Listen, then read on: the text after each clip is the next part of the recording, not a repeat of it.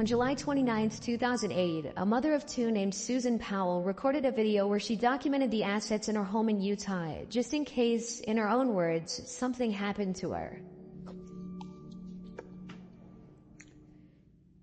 This is me.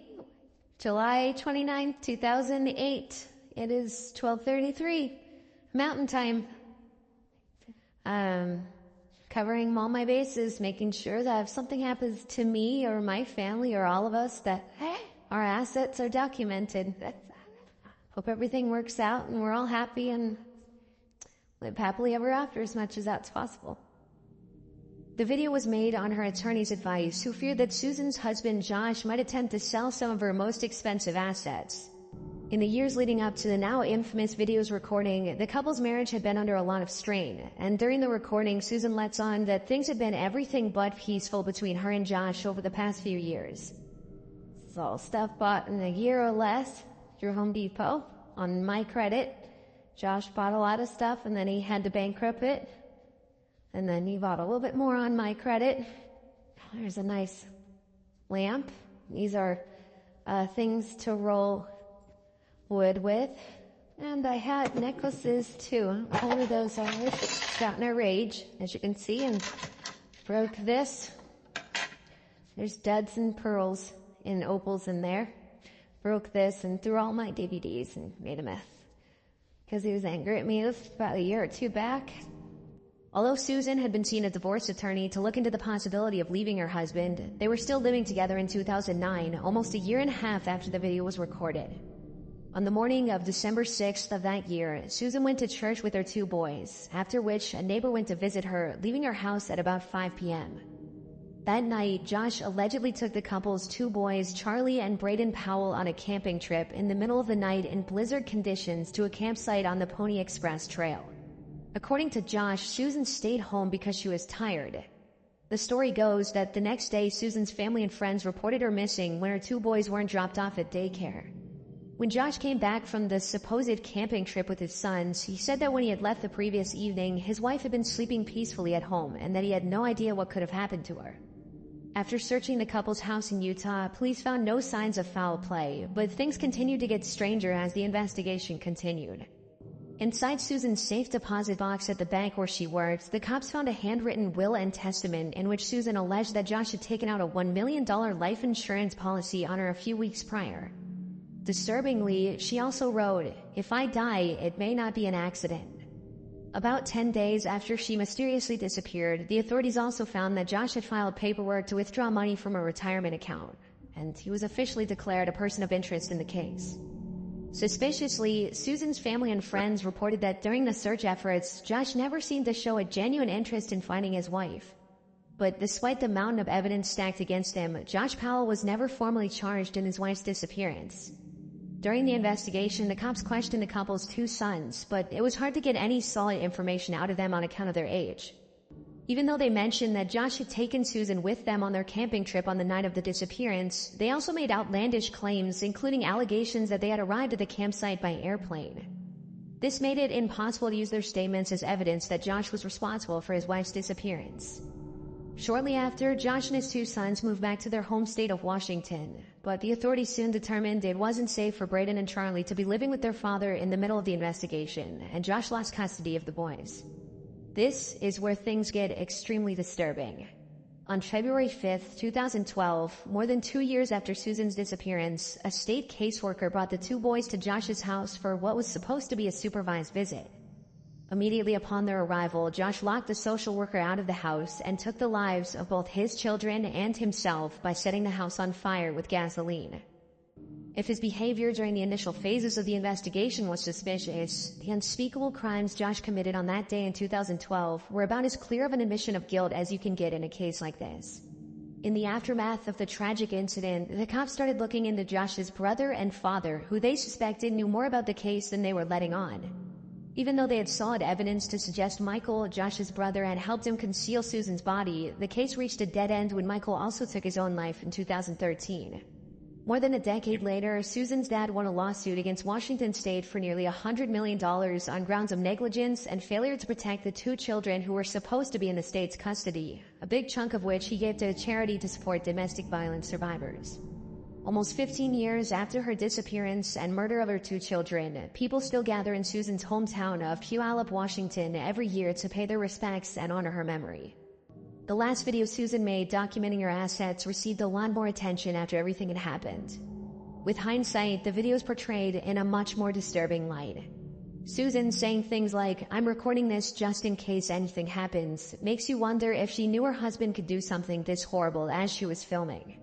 Over the years, Susan's father has been alerted of possible locations where his daughter's remains might be buried, including abandoned mines in Utah and other isolated locations. Sadly, every lead has turned out to be a false alarm, and it's very unlikely that Susan's remains will ever be found. Amber Tuccaro was a 20-year-old Canadian First Nations woman from Fort McMurray, Alberta.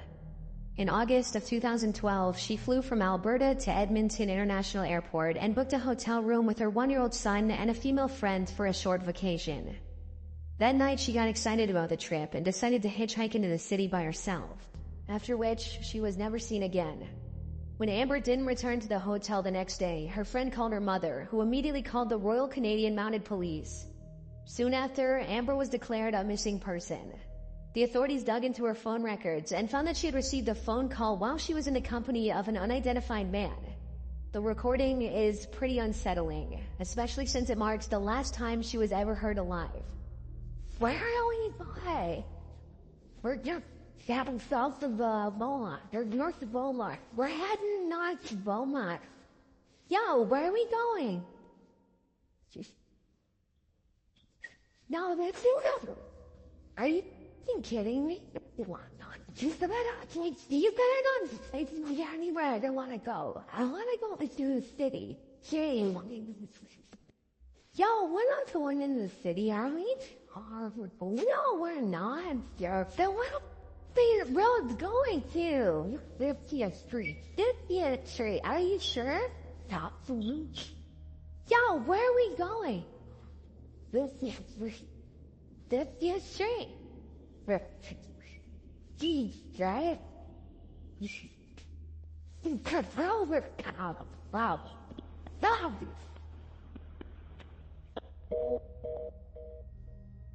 In the recording, a male driver can be heard reassuring Amber that they're heading where she wants to go, but she doesn't seem to be buying the story and is obviously pretty distressed. On August 28th, the cops released the phone conversation, but they didn't officially start investigating the disappearance until well after a month after Amber was reported missing. Sadly, when Amber's mother pressured the cops to do something and help her find her daughter, they dismissed her and told her that Amber was probably just out partying and would turn up soon. Tragically, on September 1st, 2012, just 4 days after the audio from the eerie conversation was released, the remains of Amber's body were found on a rural property near Leduc County by a group of horseback riders. One of the most frustrating aspects of this case is how unprofessionally the disappearance was handled by the Canadian police. After just 1 month of searching, Amber was taken off missing persons list based on a series of suspicious, unconfirmed, and anonymous sightings in Edmonton, and it took her mother an entire month to get her back on the list. By the time she was put back on the list by the negligent cops who made the unforgivable mistake, her property, which could have been used as evidence, had already been accidentally destroyed after it was recovered from her hotel. Over the years, a few women have come forward claiming to know the identity of the man in the recording, with all of them accusing the same man. The authorities say they've looked into him, but he wasn't declared a person of interest. A few years ago, another man came forward and claimed that the man in the recording was his father, an American citizen with no legal standing in Canada who had been living on a ranch in the greater Edmonton area. If the man's testimony is to be believed, his father is also responsible for several other mysterious disappearances and deaths that have taken place in the area over the last few years. One of the most disturbing aspects in the recording is the audible dishonesty in the man's voice, which is pretty much clear as day when Amber asks if he's sure they're going into the city, and he responds with an extremely fake "absolutely."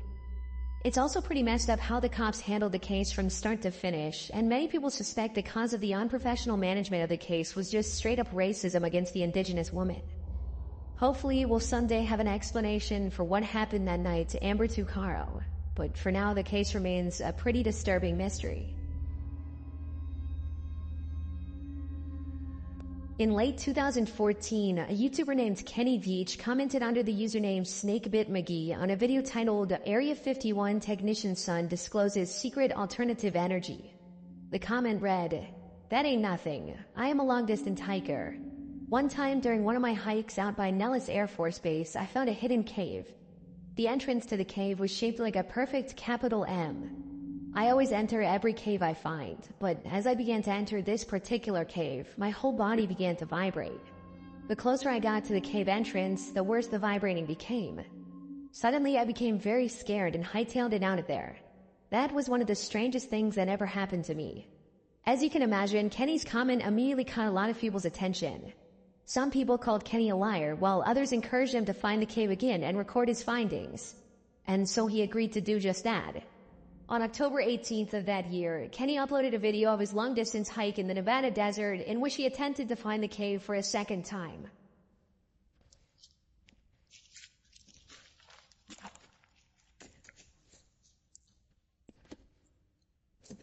Well, here I am, on my hike, up here in the mountains north of Las Vegas. This is a canyon I just walked up in. Now you can't tell, but my truck is way out there by the mountains at the very, very end of this valley. At the beginning of the video, Kenny stands at the top of an abandoned mine shaft and gives his viewers an introduction into the monstrous hike that lies ahead of him that day. As the day goes on, he continues to record what he sees as he travels through the Mojave Desert trying to locate the cave again. There's some interesting stuff coming up here. Look, see those? Look at that. Kinda. Right? There. That's kinda cool. Alright, I'm gonna turn it off and then I'll turn it back on here. Look at that. That's pretty cool right there. Huh. Alright, off with the camera. That was the end of the video Kenny posted. Because he failed to find the cave the second time through, a lot of his viewers criticized him pretty brutally, calling him a fraud and pressuring him into trying to find the cave for a third time. In a sea of comments provoking Kenny, a user named Lemmy Kilmister made a particularly disturbing and ominous comment that read, "No, do not go back there. If you find that cave entrance, don't go in. You won't get out." Still, on November 10th of that year, Kenny told his family he was going on an overnight hiking trip, and he set off by himself for the third time to find the mysterious M Cave in the Mojave Desert, one of the hottest and driest regions in the world. That was the last time he was ever seen. On November 22nd, 2014, 12 days after he set off on his search for the M Cave, a group of search and rescue volunteers found Kenny's phone lying at the top of the same mine shaft he had pointed out in his M Cave video. Unfortunately, after his phone was located, the case went cold, and Kenny's body was never found. After the mysterious disappearance, people started coming up with all sorts of theories to explain what could have happened to Kenny, with most people claiming that he had either fallen down the abandoned mine shaft or died of overexposure. Some of the more outlandish theories reported that Kenny could have witnessed a crime out in the middle of the desert and had to be silenced, or that he found a secret military base and was eliminated by the government. However, a few months after his disappearance, a comment on the original video made by a woman named Sharon Pilgrim shed light on an entirely new possibility, that Kenny had taken his own life. The comment read, "I am the girlfriend that Kenny spoke of in the video. Kenny has not been found, and I feel that he probably will not be found for many, many months, if ever. I want you to know that I do not think Kenny had an accident. I believe he took his life. He battled with depression for many years and would not take medication or see a doctor. He quit his job a little more than a year before he disappeared." In response to his phone being found at the mine shaft, Sharon then added, "The mine shaft was about a 4-hour hike from his car. It is my feeling that he left it behind so that he could not be tracked from the GPS in it. He also did not take his video camera with him on this solo hike. It was left in his home, so he had no intention of filming anything. I am healing from my loss and look forward to new experiences with desert hiking, camping, and taking beautiful pictures of our desert. Enjoy your adventures of life, and thank you for the kind, loving comments sent my way." Even though the woman's comment seems pretty genuine and brings light to the very real possibility that Kenny took his own life, the case still doesn't have a solid conclusion. Over the years, several other YouTubers have found caves in the same area Kenny was hiking in that almost perfectly resembled the letter M, and recently one of them even had a danger restricted area sign put up next to his entrance. So, even though it's possible that Kenny took his own life in the desert, his disappearance has still left more questions than answers. On September 8, 2015, a man named Tim from Mounds View, Minnesota contacted the police and told them his friend, 32-year-old Henry McCabe, a Liberian immigrant and auditor for the Department of Revenue, had gone missing.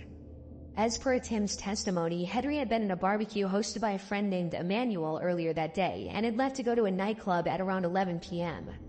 After following up with the two acquaintances who had been with Henry at the club on the night of the disappearance, the cops realized they had a pretty complicated case on their hands.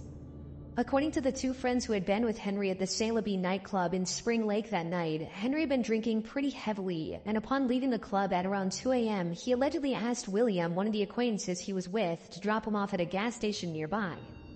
After getting dropped off by William, who thought it was strange that Henry rejected his offer to drop him off at his house instead of a random gas station, Henry called his wife a little after 2:20 a.m.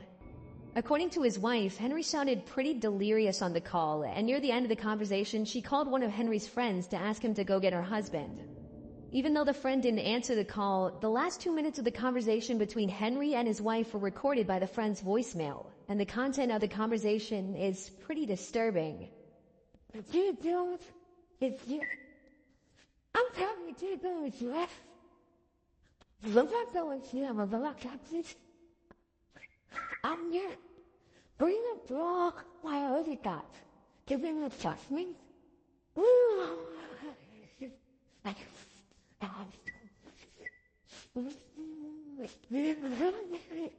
Yeah.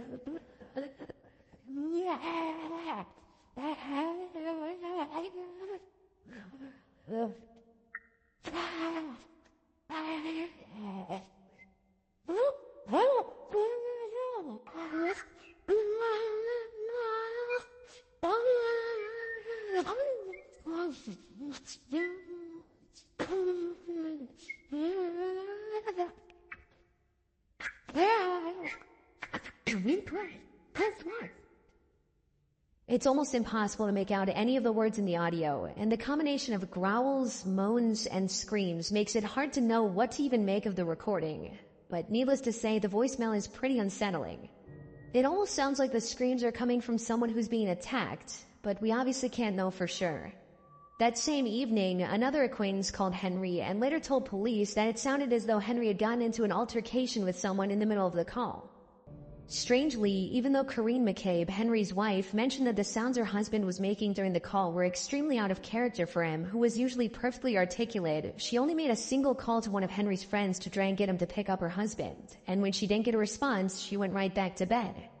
Even more strangely, during her questioning, Corinne repeatedly told the cops that she knew Henry was alive, even though she didn't have the evidence to prove it directly. After this extremely disturbing voicemail was recorded, Henry's phone records show that he called a Texas number that he had called over 20 times that day, but when the cops tried to trace the number, it came up as no longer in service. It's impossible to know if the calls themselves were made by Henry or someone else, but after the unsettling conversation with his wife, phone records show that several calls were made from Henry's phone to that same now disconnected number in the days following his disappearance. As the investigation went on, things continued to get stranger. Suspiciously, the cops never found footage of William's red car pulling up to the gas station where he had supposedly dropped Henry off, even though they checked the entire night's footage from all angles. William later ended up changing his story and alleged that as soon as he dropped Henry off, he immediately got back in the car and William dropped him off at another gas station a couple of miles away. It was later revealed by a confidential FBI informant that during the searches that took place after the disappearance, Emmanuel, the host of the barbecue, and a group of 3 other men would often stand a few feet away from the rest of the search party and talk suspiciously among themselves. Still, it was never determined if they had anything to do with the disappearance. On October 2nd, almost a month after Henry went missing, a strange anonymous letter was sent to the New Brighton Police Department a few miles from where Henry went missing. The letter read, "Henry McCabe, his body next to water, partially buried. Needs search dog to find. Witness who saw burial scared, female young, asked to come forward. Can remain anonymous and will protect." On November 2nd, the cops found Henry's body in Rush Lake, a few miles from where Henry had supposedly been dropped off on the night of his disappearance. Mysteriously, they didn't find any signs of foul play on his body, even though the anonymous letters suggest he was buried by someone else. Despite the lack of evidence on his body, it's possible that he was either forcibly drowned by a group of assailants, that he took his own life, or that something entirely different took place that night.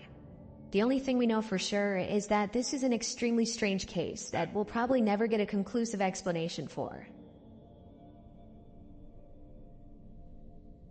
In the summer of 2013, a 26-year-old oil worker from Texas named Brandon Lawson arrived home from work and immediately got into an argument with his long-term girlfriend. Things had been pretty tense between the couple in the days leading up to that evening, as Brandon had frequently been working Monday through Sunday, and the youngest of the couple's 2 children was only a few months old. Also, Brandon had recently relapsed into addiction, which further strained their relationship. It's unclear if his girlfriend kicked him out of the house or if he decided to leave after about an hour of arguing. But whatever the case, Brandon got in his silver Ford F-150 and drove away from his home in San Angelo at midnight on August 8th, after which he was never seen again. The incredibly strange events that took place over the next few hours have turned this case into one of the most mysterious and disturbing disappearances of the decade. About half an hour after leaving his house, Brandon made a phone call to his brother Kyle, letting him know that he was a few miles south of Braun on a stretch of highway in the middle of nowhere and that he was out of gas. After fetching a gas can from Brandon's house, which was about a mile away from his own, Kyle got into his car and prepared to drive to his brother's location. But things didn't exactly go according to plan for Brandon, and a few minutes later, at around 12:50 a.m., he made this disturbing call to 911. 911 emergency? Yes, I'm in the middle of the field. It's safe for this person drives over. They're out here going to a driveway on both sides.